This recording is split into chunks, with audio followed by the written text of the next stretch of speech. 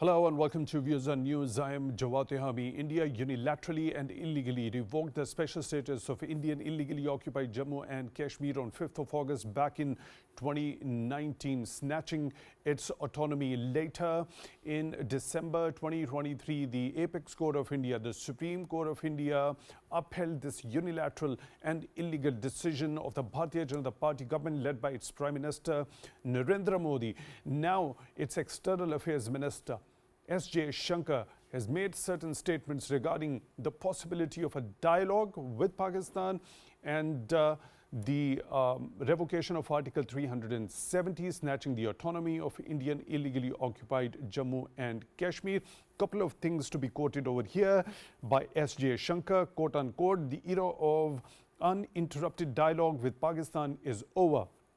So far as Jammu and Kashmir is concerned, Article 370 is done, unquote.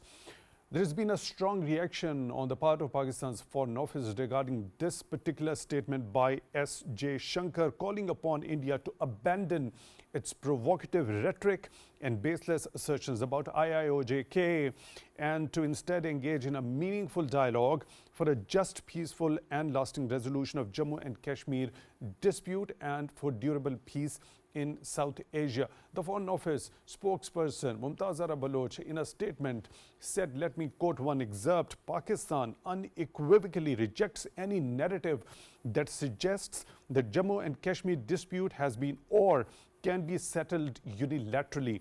Such claims are not only misleading but dangerously delusional as they blatantly disregard the on-ground realities, unquote.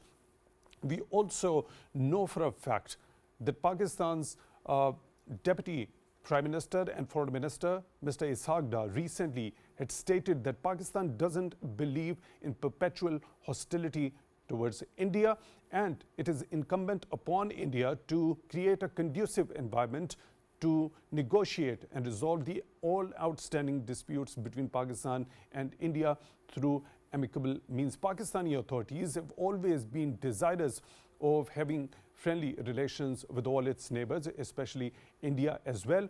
But this provocative rhetoric and this kind of narrative that has been built by the Bharatiya Janata Party and its leaders against Pakistan, that also garnered the international attention, as we know for a fact that India itself has been involved in state sponsorship of terrorism, extraterritorial and extrajudicial killings, also the transnational terrorism which was perpetrated under the supervision of the Bharatiya Janata Party government itself in Canada, also the assassination attempts in the United States of America. Despite India being involved and caught on a number of times, when we talk about that classical case of Kulbhushan Jadhav involved in sabotage and espionage activities here in Pakistan, confessing to that in order to subvert the progress here in Pakistan as far as the China-Pakistan economic corridor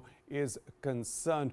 But rather than this particular fact that India continues to point finger towards Pakistan. We'll be talking about all these important aspects in today's show regarding this important statement, the reaction by the Pakistan's Foreign Office towards these provocative statements by India's External Affairs Minister S.J. Shankar. For that, we are honored to have been joined in the studio by Dr. Waqas Ali Kausar, expert in international relations. Dr. Kausar, thank you very much for your time, for being with us on the show tonight. Really appreciate that. On Skype at the same time, we are honored to have been joined by Brigadier Retired Nawaz, former Caretaker Minister for Home and Prison, Sindh.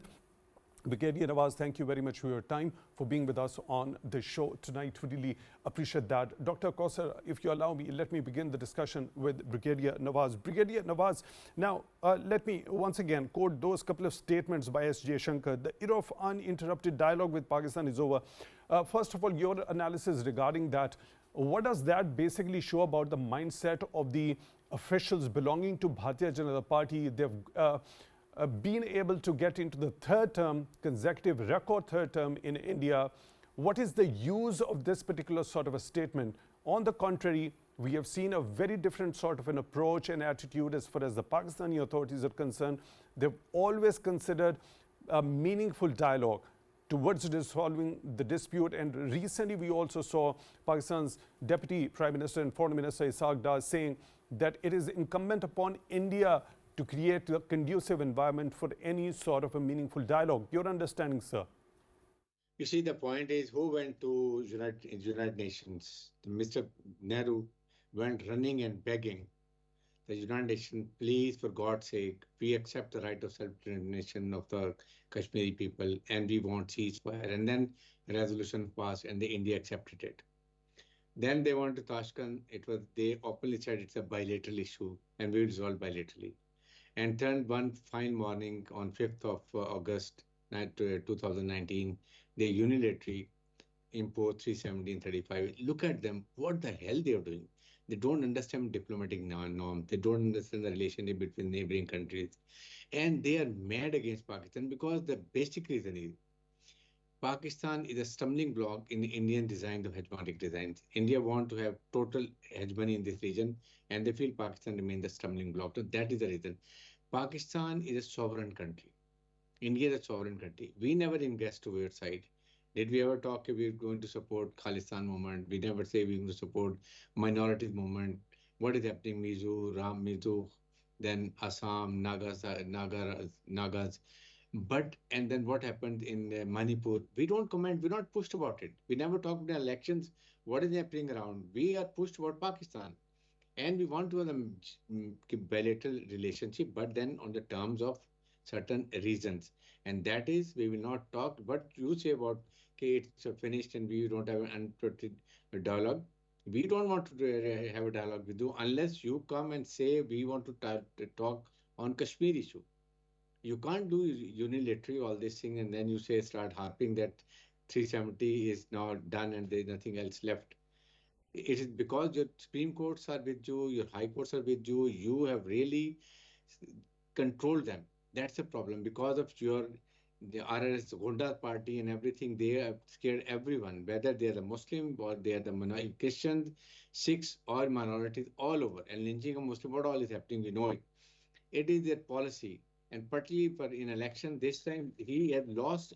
You must have seen they've lost a majority. People, they did not go for hate vote. They could not even achieve a simple majority.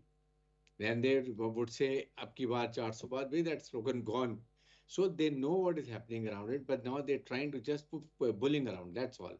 But of course, then we have the other countries who want to use them as proxies against China, against Pakistan, South China Sea, okay, what is happening in Balochistan.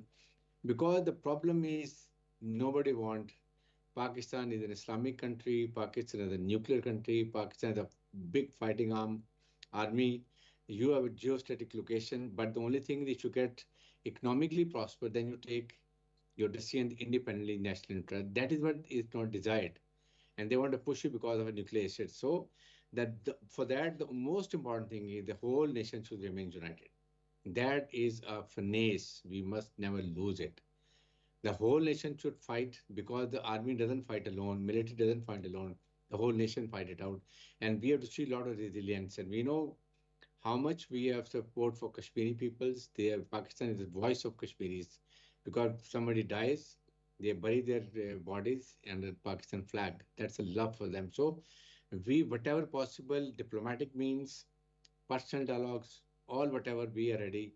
But we will not accept it in a nonsense that is they have revoked 370 and 35A. It has to. Nawaz, I'll come back to you for your deeper understanding regarding as to this state sponsorship of terrorism perpetrated by India, those extrajudicial, extraterritorial killings perpetrated by Indian agents. We talk about Canada in particular. We saw that very important presser by the Foreign Secretary here in Pakistan just most recently. Also that assassination attempt which was tried to be perpetrated in the United States of America, and India itself being found caught in that particular heinous act of sponsorship of transnational terrorism, yet pointing fingers towards Pakistan. Let me proceed towards Dr. Kausar. Dr. Kausar, now, how can India be so stubborn regarding first it unilaterally revokes Article 370 in contravention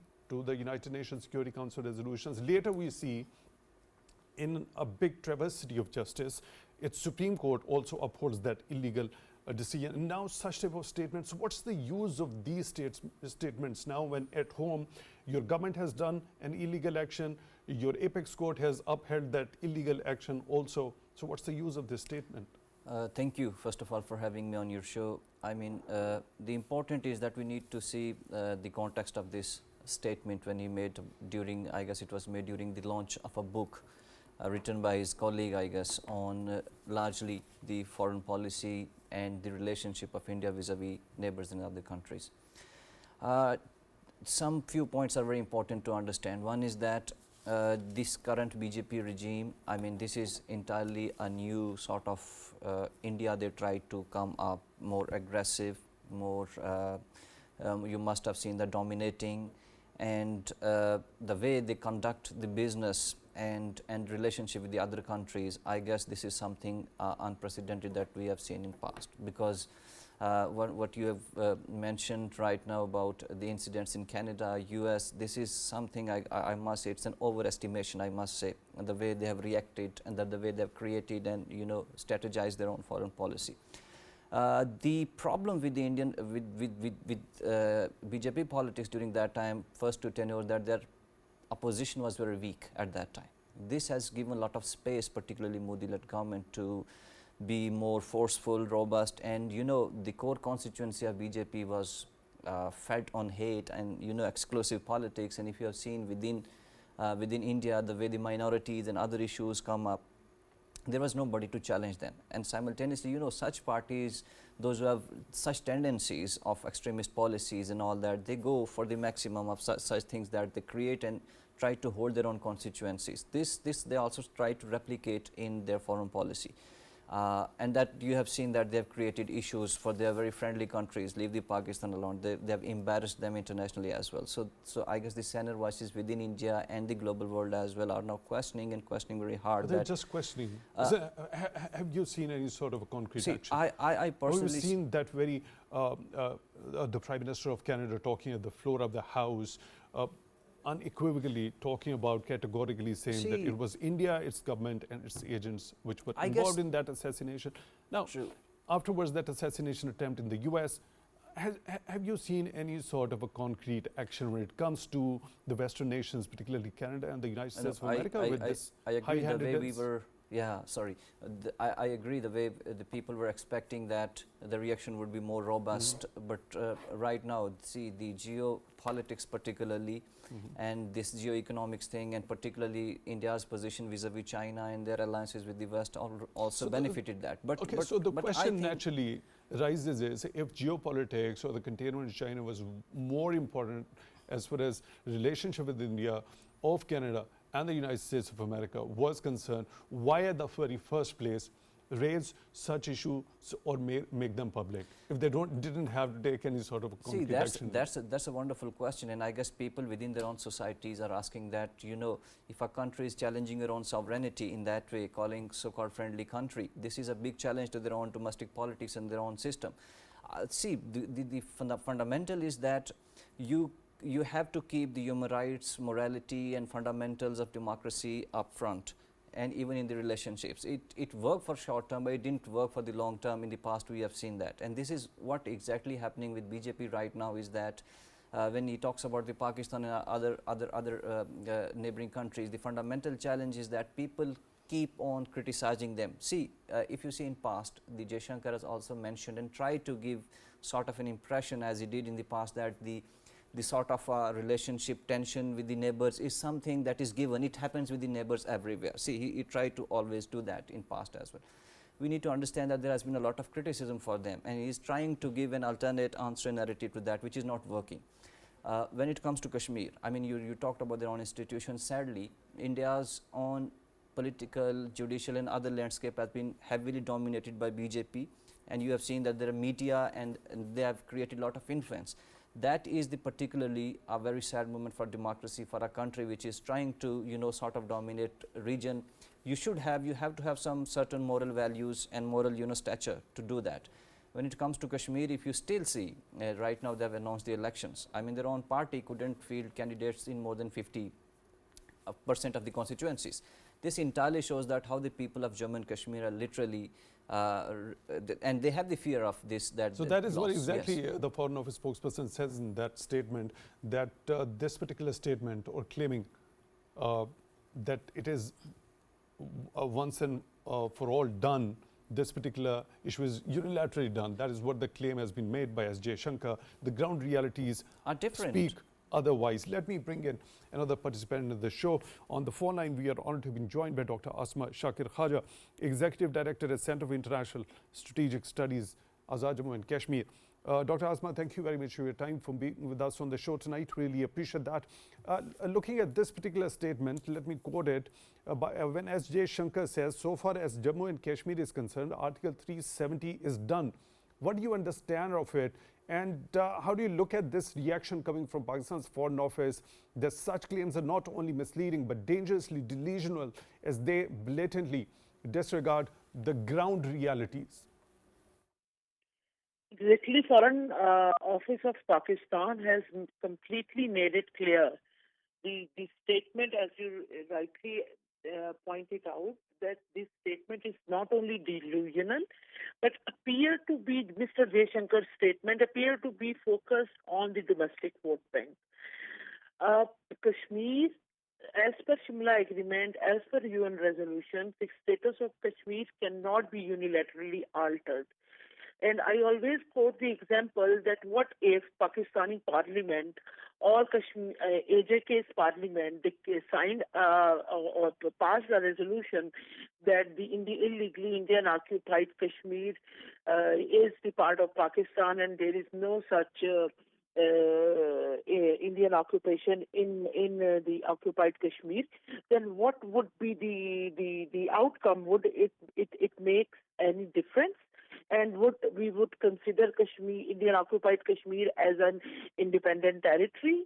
Answer is no, because on ground, Indian occupied forces, Indian state-sponsored terrorism is there. Kashmiri people are under the virtual and the physical siege imposed by Indian government and Modi regime.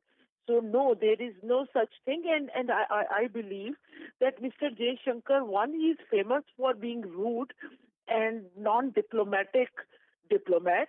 Number two, what is happening in South Asia region for past few months, that is very embarrassing for Modi regime, because their aggressive policies and posture, thanks to their policies and the manifestation of those policies by Mr. Jaishankar, India is losing its ground in the region, whether it is Bangladesh, Maldives, Sri Lanka, Nepal. All those smaller states are actually now, their people, their public is expressing their discontent, their anger against Indian imperialism, hegemonic designs. Dr. Asma, now when we talk about this particular issue of the revocation of Article 370, it happened back in 2019. We just recently observed the anniversary of all this particular revocation, also trying to bring in to the international attention about the illegal and unilateral action of India. It's been 5 years down the line. Nothing has been done substantially as far as holding India accountable for this particular unilateral and illegal action in contravention to the United Nations Security Council resolution. So what's the way forward? I'll be taking your view regarding as to what could be the way forward, but right after a short break. For that, stay tuned.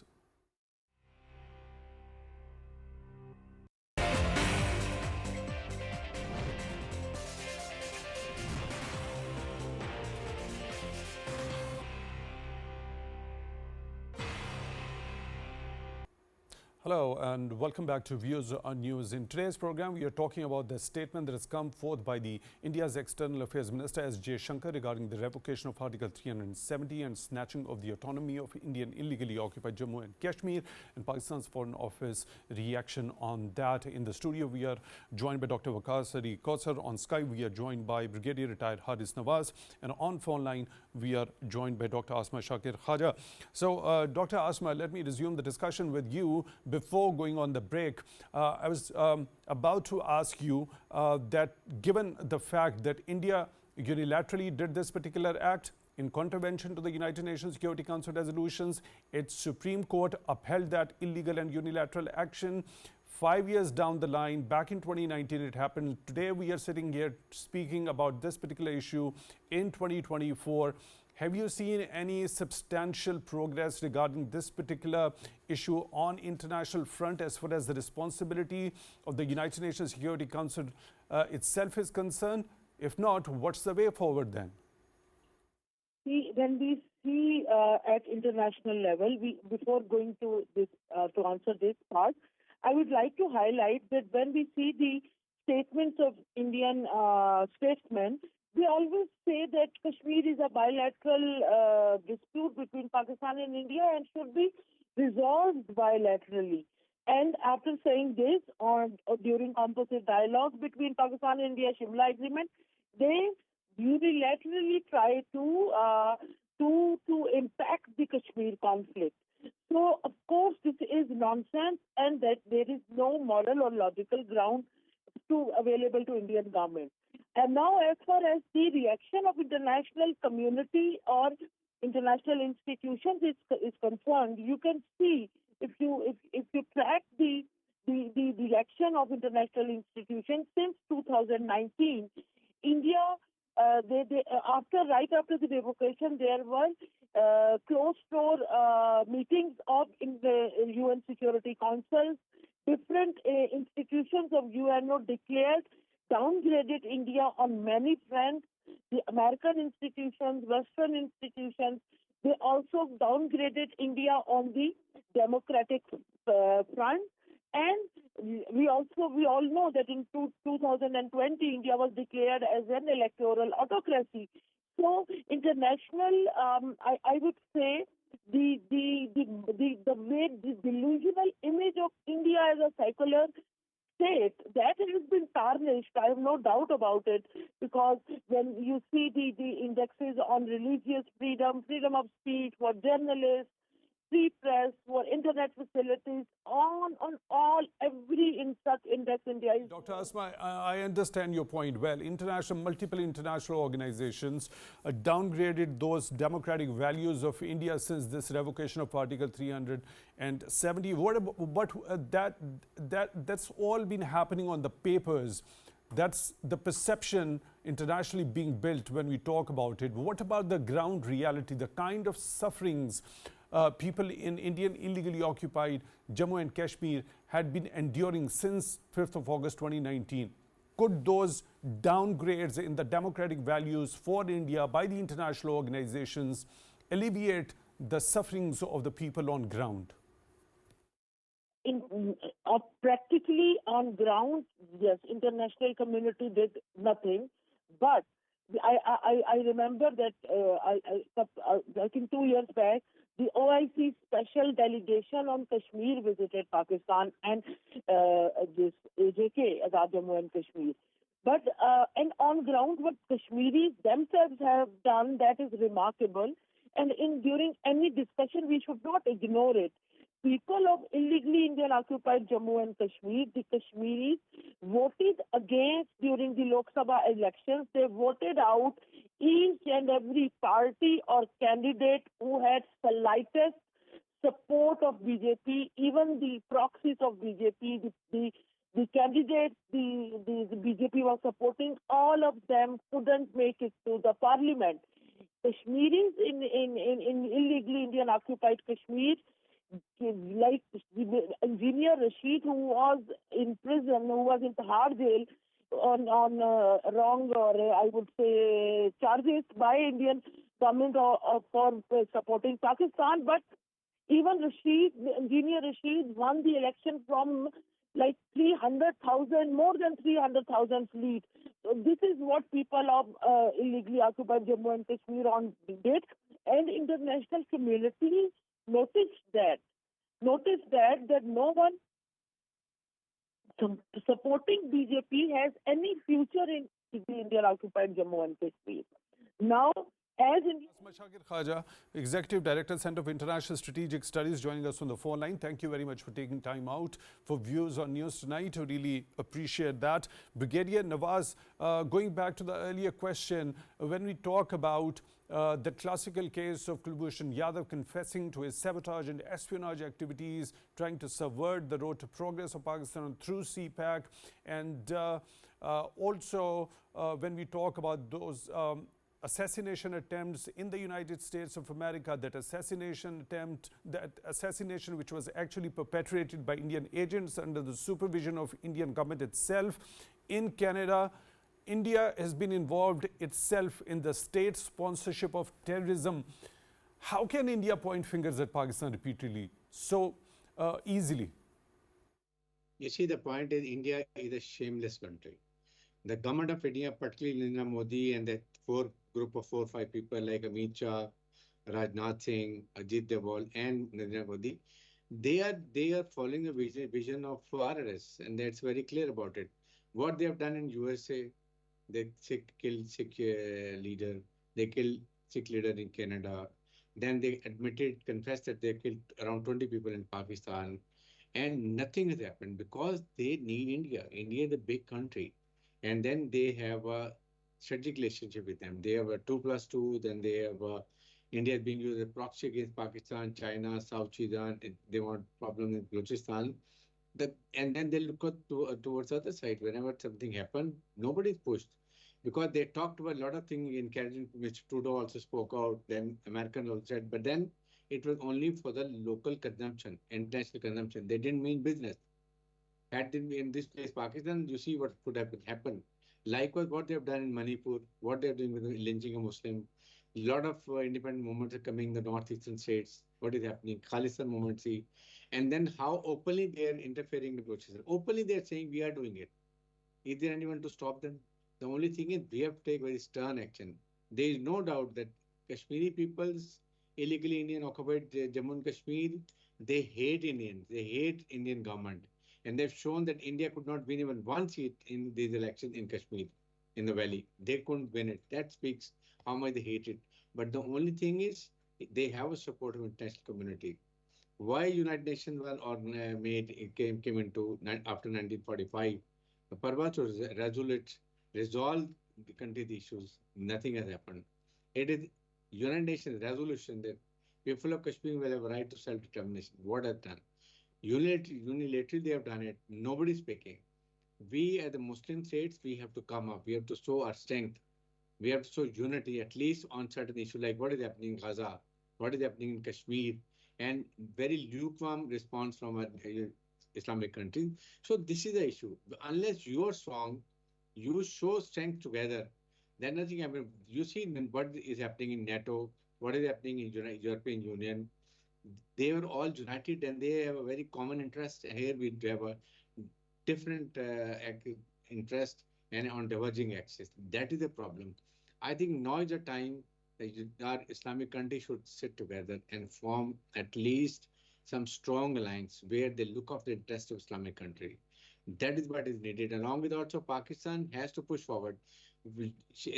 Doctors have a right. We must have a strong resolution from Kashmir and joint session of the Senate and this assembly, and then go for United Nations. Say this is what is the aspiration of the people of Kashmir and Pakistan, and it is your resolution which is being negated, and it is an insult for you. Nobody is pushed.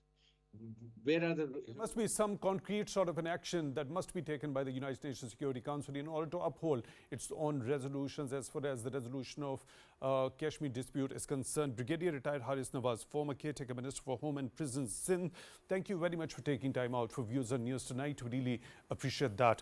Dr. Kausar, now already Dr. Asma was of the view that multiple international organizations had been downgrading India on the democratic values, right? So has that downgrade actually led to the alleviation of the suffering of the people on the ground? See, if you particularly does it actually serve any purpose, that downgrade? I guess these all downgrade efforts and the organizations report, and particularly if you see Amnesty and then human rights and other organizations, they've been continuously writing about particularly Kashmir, and now post 5th of August they don't have access over there. If you see, special rapporteurs in past have been writing, and the government, then government of India, has shown a strong resentment on their assessment and their reports. But now the situation is different. This itself is an indicator that things are not normal over there. We have to contextualize things and see that the regular communications, correspondence, rights organizations, and many other human rights plus organizations working on democracy and freedom of expression, they have been writing and they are continuously working, and also showing their own concerns towards particularly situation in Kashmir. The idea that we need to understand is that at the end of the day, it has to have a dialogue that to move forward to solve this issue. I guess the energies should be invested in that direction. Denying about a problem, a long-standing problem where India and Pakistan have been engaging each other since last 7 decades or more over Kashmir. It might be a policy of BJP, but India as a country would not sustain it in longer term. Of course, you have to talk with Pakistan on the issue of Jammu and Kashmir particularly. Now the idea is where this push comes. The problem is, I guess, the onus of responsibility, because the scope and potential, if you see, of cooperation, collaboration, and coming up with many cooperative engagements and other things is a lot in SARC, if you see, in Shanghai and in other as well. But I guess the responsibility, and it's better sooner the Senate community realized that the onus of responsibility lies on India, that they have taken the action of 370. Now they have to come up with some certain push to re-engage and to understand that this is a very much fundamental political issue. The aspirations have to be addressed, not this way. You have to create a mechanism where people's just aspirations should be understood and met.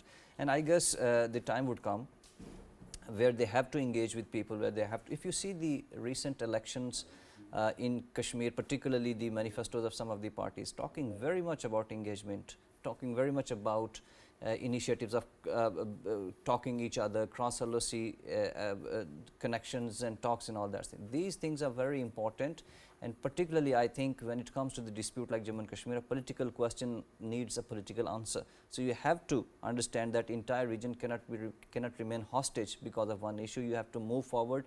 So what is the exact time of engagement for them? I don't know, but what I would say that the engagement has to be resumed, and then of course you have to create certain infrastructures which enable both the countries to talk to each other, and particularly on the issue of Jammu and Kashmir. So by looking at this statement, repetitive statements like these keep coming in from the officials of Bharatiya Janata Party as to not getting involved into any sort of negotiation or dialogue with Pakistan to resolve any sort of outstanding dispute. Now, when there is a complete a denial of the fact that there couldn't be any possibility of dialogue with Pakistan on the part of Indians, so what's the way forward then? Then when we talk about, there comes the question, where does the United Nations Security Council stand when it comes to the implementation of its own resolutions as far as this particular dispute is concerned? It's one of the longest standing disputes on the UN agenda. At that particular time, as Brigadier Nawaz also mentioned, the United Nations was established. The principle and the purposes of the Charter of the United Nations contain that it was aimed at, ensuring the stability and security and keeping peace in the entire world. So, where does that responsibility of UNSC stand? First, their own stand. I guess denial is no policy. When they say the neighbor first, I guess they have my own analysis that they have their own domestic internal compulsions, because the way the BJP championed the very exclusive politics, and then they have been speaking and have been a very exclusive when it comes to Pakistan, having a very harsh and very aggressive agenda towards Pakistan. The problem with such constituencies is how you can rebuild that, how you can, sort of leave that space, because your own constituency, when it is fed with such exclusive narratives, it is difficult to re-engage. So I guess the problem right now is their own internal politics that may it be Narendra Modi or his cabinet, or then his ministers. It's very, it's the problem of their own politics that they have created such an environment where engagement with Pakistan seems very difficult. That's the one point. I guess they have to introspect and see how they can create and come out of that thing. And second, of course, there are limitations of the international organizations and particularly UN bodies, and that's a fundamental question that world should keep the human rights, fundamental rights, and these, if you want to have a just world order, you have to play a role, and where the fundamental principles should be upheld. This geoeconomics, geopolitics, regional issues, and smaller interest For short term it can work, but longer term you need a very broader framework based on the justice. Let me bring in another participant, Mr. Ali Raza Syed. He is chairman of Kashmir Council, European Union. Mr. Syed, thank you very much for being with us on the show tonight. Really appreciate that. Do you think that after the revocation of Article 370, the Kashmir issue, as Mr. J. Shankar says, is done once for all? So thank you very much for having me. Yes, I read the statement of Mr. J. Shankar, but if you go back, who brought the case to the United Nations Security Council? It was India. And then if you see the history, Jawaharlal Nehru, the Prime Minister of India, promised not once but several times on the internal front also and to the international community also, that the Kashmiri will get their plebiscite and their right to decide about their future.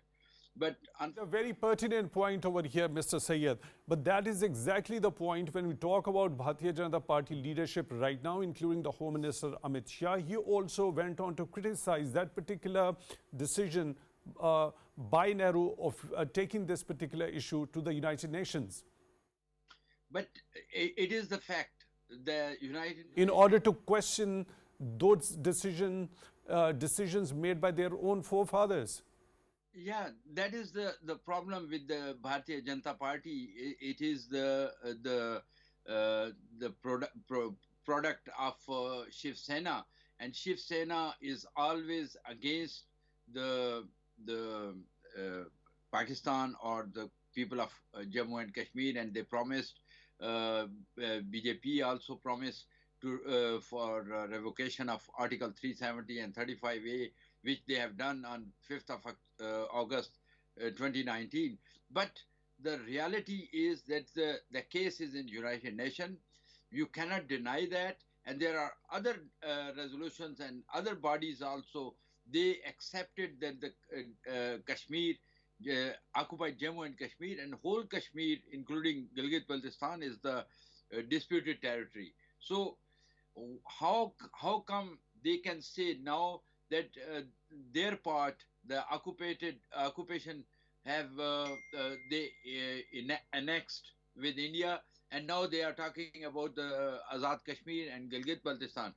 It is, they can say whatever they want to say, but the reality is that the Kashmir state, the state of Jammu and Kashmir, is disputed territory, and that is the stance of Pakistan, and that is the stand of Kashmiris also. That no matter whatever the illegal or unilateral action the Indians take regarding Kashmir, this particular issue remains on the agenda of the United Nations and its Security Council, right? So what about the way forward? What about the way forward? Of course, to resolve any outstanding dispute or issue between the 2 or 3 stakeholders, there has to be negotiation, there has to be dialogue. But we have seen that stubbornness on the part of Indians, particularly under Bharatiya Janata Party's government, and this is the 3rd term they have acquired. So what do you see? Where is the way forward when the Indians keep on denying any sort of negotiation for the resolution of Kashmir dispute with Pakistan? They should understand, if they want the progress, if they want the prosperity for the region, for the Indian people, there is only way forward is to resolve this issue. And this issue will be resolved only by the aspiration of the people of Jammu and Kashmir and by the dialogue. Only the dialogue is the way forward. By force, because BJP is they are trying to use the maximum force, and they want to resolve this by force, which they cannot. And it will, at the end, they have to come to the negotiating table. They have to sit with Pakistan. They have to sit with the people of Jammu and Kashmir. And that's the only way forward. And I hope that the... Ali Raza Syed, Chairman of the Kashmir Council, European Union, thank you very much for taking time out for Views on News tonight. Really appreciate that. In the studio, we were joined by Dr. Waqas Ali Kausar, expert in international relations. Thank you very much for your time also for being with us on the show tonight. Really appreciate that. With that, we come to the end of today's episode. Till the next one, take good care of yourselves.